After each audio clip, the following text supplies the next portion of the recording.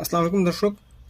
দেখুন, ইরানি সরকার আস্তে আস্তে সব প্রকাশ করছে। আহ, ইরানের উপরে যে হামলাটা হয়েছিল সেটা যে আহ, পরিপূর্ণভাবে আমেরিকা এবং ইসরায়েলি বাহিনী দ্বারা সংঘটিত হয়েছে তার দৃষ্টান্তমূলক একটি প্রমাণ।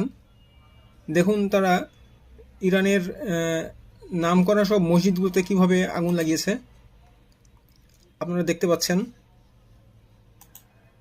তো এ ধরনের ঘটনাগুলো দেখলে স্বাভাবিকভাবেই মনে প্রশ্ন আসে যে যারা এই কাজগুলো করেছে তারা কি আসলেই পার্সিয়ান জাতি? এই জাতি কি আগে কখনো এইভাবে মসজিদে আগুন দিয়েছিল? দর্শক, আপনারাই মন্তব্য করুন যে এই কাজগুলো আসলেই কি ইরানি দ্বারা সংঘটিত হয়েছে।